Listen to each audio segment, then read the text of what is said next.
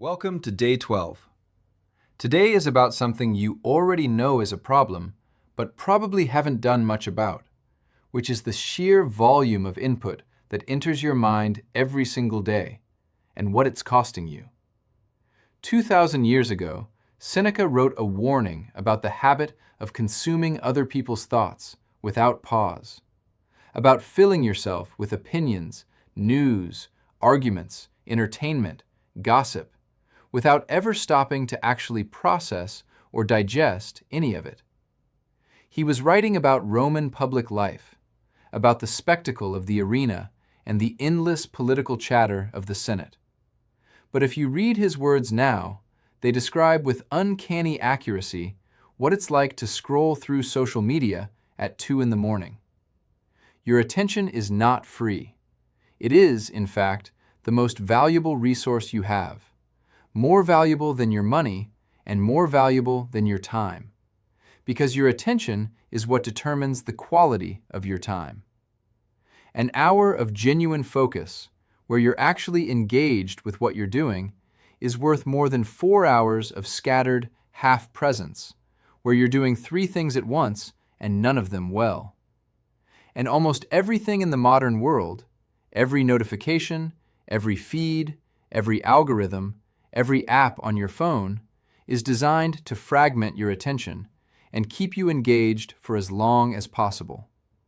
Not because those people are evil, but because your attention is worth money to them, and they've built entire industries around capturing it. Seneca's advice was straightforward.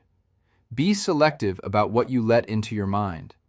Withdraw regularly from constant input, not to become a hermit or to cut yourself off from the world, but to remember what your own thoughts actually sound like when they're not being drowned out by everyone else's. Because if you never take that step back, you lose the ability to tell the difference between what you think and what's been put into your head by whatever you consumed most recently. Today's exercise is simple. Choose 2 hours of the day where you deliberately stay away from social media. That's all. And the point of it is not the avoidance itself. The point is what the avoidance reveals. Because when you take away the easy reach for the phone, the automatic scroll, the dopamine of the feed, you start to notice what's actually driving the habit. How often do you reach for it? What triggers the reach?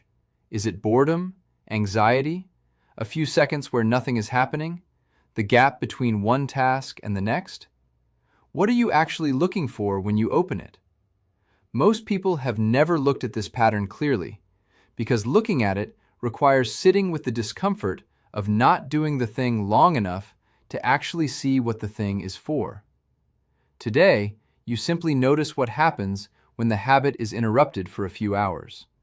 And tonight, read this line from Seneca: "To be everywhere is to be nowhere." Do your evening review. Pay attention to how the hours without social media went. I'll see you tomorrow.